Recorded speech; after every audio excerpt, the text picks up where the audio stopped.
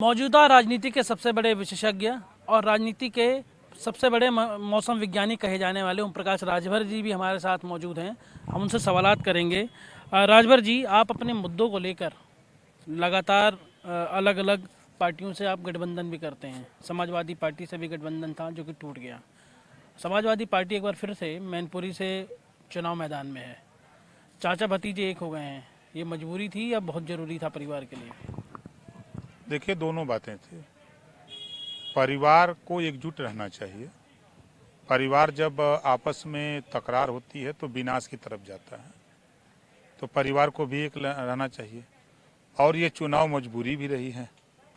आपने देखा कि जब चचेरा भाई धर्मेंद्र यादव आजमगढ़ चुनाव लड़ रहा था, तब एसी से निकलने की फुर्सत नहीं थी अखिलेश जी को। आज जब उनकी पत्नी खुद डिम्पल यादव जी चुनाव मैदान में आ गई तो मजबूरी हो गई निकलना। तो दोनों चीज़ें हैं। रामपुर और दूसरी तरफ खतौली, ये दोनों सीटें भी हैं। आजम खां एक जगह से बड़े नेता हैं। पिछली बार अपना जो लोकसभा सीट थी वो गंवा चुके हैं।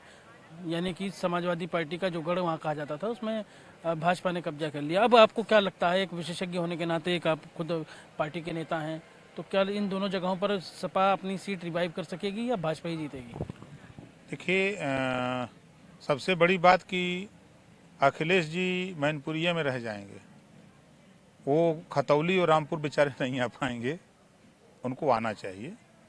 उनको तो अब चूंकि हमारी सलाह मानते नहीं, चूंकि मैं साथ रहा, हमारे उनके बीच में तकरार का यही कारण था। मैं उनसे यही कहता था कि कमरे से निकल करके जनता के बीच में चलो। नेताजी जब थे तो नेताजी बराबर जनता के बीच में बने रहते थे। लोगों से मिलना, लोगों के बीच में जाना, लोगों की बात सुख दुख में शामिल होना। लेकिन जो इनके कारनामे मैं बताता था तो उन कहते थे कि हमको सलाह की ज़रूरत नहीं है। हम कौन सा सलाहकार उनके सलाह दे सकते हैं? तो जो हम देख रहे हैं, सुबह से लेके देर रात तक मैनपुरिये में डटे हैं। एक दिन उनको आना चाहिए था खतौली। और उनकी पार्टी का सवाल है, पार्टी के मुखिया हैं, अब वो उनका विषय है।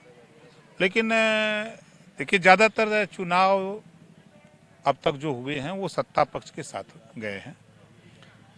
हाँ, ये जरूर है कि जो चुनावी समीकरण है, नेताजी जब 2014 में चुनाव लड़े तो 2.5 लाख से जीते, और वही सीट, वही नेता फिर 19 में चुनाव लड़ते हैं, बसपा से गठबंधन होता है तो 90,000 से जीतते हैं।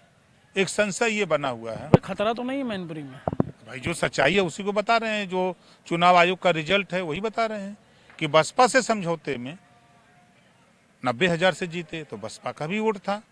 और 2019 में बसपा का वोट नहीं था, तब 2,500 से जीते।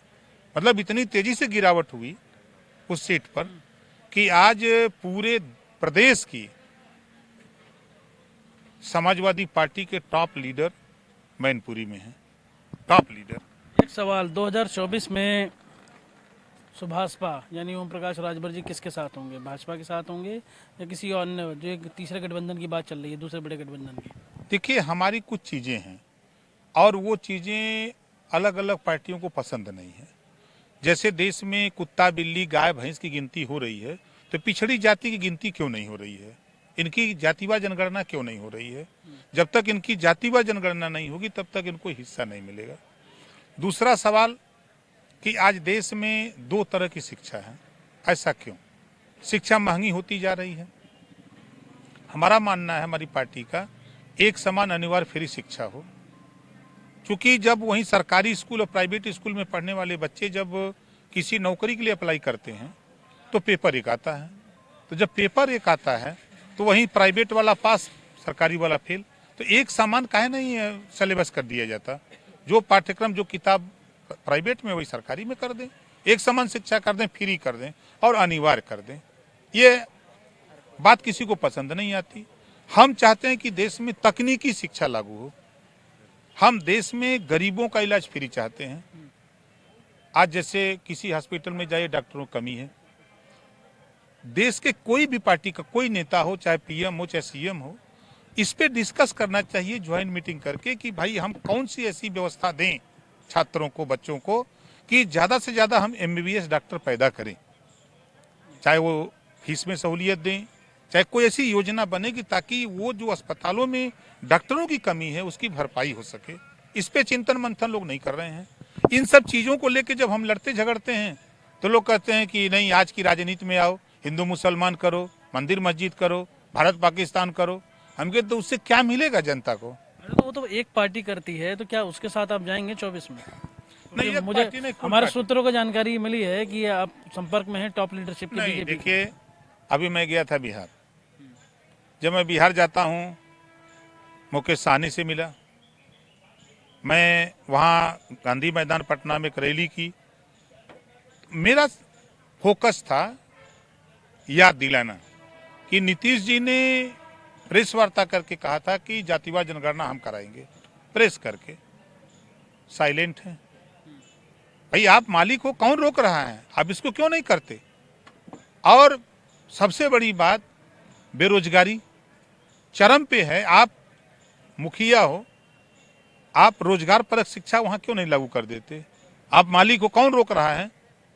इन सब चीजों को लेके जब अगर हम उनको घेरते हैं तो लोग सोचते हैं कि यार ये कहीं विरोध तो नहीं कर रहे हैं।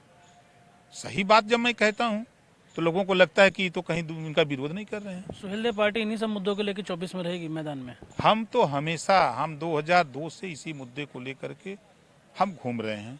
आज आप देखिए, आप अपने चैनल पे या हमारे तमाम चैनल के साथी हैं, कितने लोगों का प्रचार प्रसार करके एमएलए, एमपी, मंत्री, प्रधानमंत्री, मुख्यमंत्री बना दिए।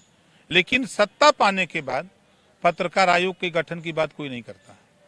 सत्ता पाने के बाद कोई भी व्यक्ति, ये आपके फोटोग्राफर हैं, दुर्घटना बीमा, ये फोटो खींचते खींचते बेचारे पीछे नहीं देख रहे कहाँ भिड़ जाएंगे, कोनो मोटरसाइकिल वाला भिड़ा दे, क्या हो जाए।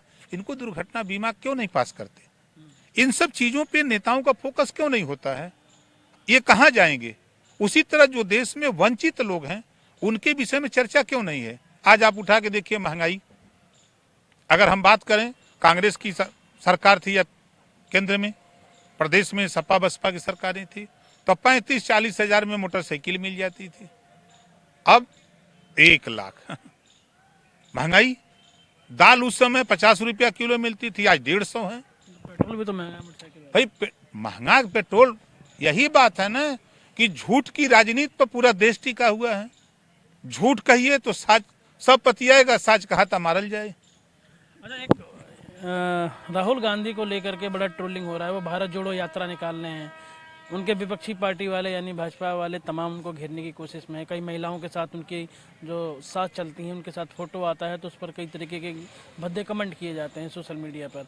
इसको आप किस तरीके से देख रहे हैं? क्या घबराहट है या कांग्रेस की बढ़त है? देखिए, कमेंट करने वाले लोगों का आदत है, जैसे किसी को खुजली हो गई है तो वो हमेशा खजुआता रहता है वो अपना इलाज नहीं कराता है। राहुल गांधी जी की बात अगर लोग मान गए होते, सत्ता में बैठे हुए लोग, याद होगा कि राहुल गांधी जब कोरोना बीमारी शुरू हुई तो राहुल जी ने सलाह दिया था सरकार को कि आप सबसे पहले एयरपोर्ट सील कर दो, बाहर से आवागमन बंद कर दो। लेकिन उनकी बात को मजाक मान लिया लोगों ने। नतीजा देश ने क्या भुगता? चला गया जो है, कर्फ्यू लग गई, अपने अपने घरों में कैद। हम लोग साल 1.5 साल तक उससे, आज भी उससे जूझ रहे हैं। उसी की देन है कि आज हम सब लोग परेशान हैं। कोई नौकरी के लिए परेशान है, कोई रोटी के लिए परेशान है, कोई किसी की शिक्षा के लिए परेशान है, अलग अलग परेशानी। तो जो बात राहुल जी बोलते हैं, तो राहुल जी के भी सलाहकार अच्छे लोग हैं। ऐसा नहीं कि ओम प्रकाश राजभर की तरह सलाहकार हुआ नहीं है। वहाँ अच्छे सलाहकार हैं जो सलाह देते हैं, वो बात वो कहते हैं, तो उसको लोग डिनाइट करते हैं कि ये बात जनता के बीच में न जाए, इसको इग्नोर करो। तो ये ट्रोल करने वाले लोग जो विभिन्न पार्टियों के लोग हैं, इनको खजुली होने लगती है तो खजुआने लगते हैं, फट से सोशल मीडिया पर आके शुरू कर देते हैं विरोध। अरे सही बात करो, अगर दम है तो महंगाई पे बात करो, चर्चा। दम है तो डिबेट करो बेरोजगारी पर, दम है तो शिक्षा पे डिबेट करो, दम है तो गरीबों का इलाज फ्री में कैसे हो इस पे चर्चा करो, जातिवाद जनगणना पे चर्चा करो, देश में नफरत की राजनीति खत्म कैसे हो इस पे चर्चा करो, तब ना मजा आवे। राजभर जी, अभी भी आप पिक्चर क्लियर नहीं कर रहे। मुद्दों के साथ रहेंगे या किसी विशेष पार्टी के साथ हम 2024 मुद्दों में? के साथ काम करते हैं और सच्चाई आप जानना चाहते हैं तो ये जान लीजिए कि देश में भारतीय जनता पार्टी की सरकार है। अकेले उसकी भी औकात नहीं है कि देश में अकेले लड़के सरकार बना ले।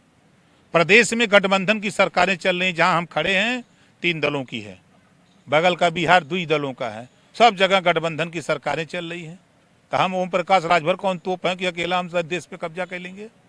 तो आप सरकार बनाने में महत्वपूर्ण तो हो सकते हैं एक भागीदार के तौर पे। नहीं, देखिए, जब वो टाइम आएगा, अमूमन समझौते 4 महीना 5 महीना पहले होते हैं, अभी साल भर के ऊपर टाइम है चुनाव का, तो वो टाइम आएगा तो देखा जाएगा, कहीं ना कहीं तो गठबंधन होना ही है। 2 राज्यों में चुनाव भी है, गुजरात और हिमाचल। क्या समझ पा रहे हैं आप, क्या लग रहा है कि वहाँ कौन आ सकता है? देखिए भैया, हाइपोथेटिकल क्वेश्चन नहीं है। नहीं, देखिए, सच्चाई तो ये है कि बीजेपी के चुनाव लड़ने का तरीका अलग है और पार्टियों का अलग है। पूरे देश के नेता गुजरात में हैं भाजपा के, चाहे हमारे यूपी के मंत्री हो, चाहे डिप्टी सीएम हो, सब गुजरात जा जा के झोंक रहे हैं। भाई गाड़ी संसाधन सब कुछ माल उनके पल्ले बा, वो बुरा झोंक रहे हैं। वही हाल वहाँ हिमाचल में जाके झोंके प्रधानमंत्री तक जाके टहल रहे हैं। अब उनका मुकाबला करने के लिए अब शेर के सामने सवा शेर रहे तब न। केजरीवाल है तो सही। केजरीवाल बेचारे क्या करेंगे? अब केजरीवाल तो वहीं जाके टिमटिमा रहे हैं, बहुत करेंगे, 20 नहीं 25 सीट जीत जाएंगे। अब किसको कमजोर करेंगे? जानते हैं, कांग्रेस से कमजोर होगी। बीजेपी के का नुकसान कर रहे हैं? बीजेपी का नुकसान नहीं कर रहे हैं, वो कांग्रेस से का नुकसान हो रहा है। धन्यवाद। ये थे हमारे साथ ओम प्रकाश राजभर जी, जो अपने तमाम विषयों पर हमारे सवालों के जवाब दिए हैं। हालांकि उन्होंने अभी भी पिक्चर नहीं क्लियर की है कि वो 2024 में किसके साथ जाएंगे, लेकिन ये जरूर साफ किया है कि वो मुद्दों के साथ 2024 की लड़ाई में उतरेंगे। कैमरा पर्सन सतीश के साथ मैं लोकेश, भारत समाचार गाजियाबाद।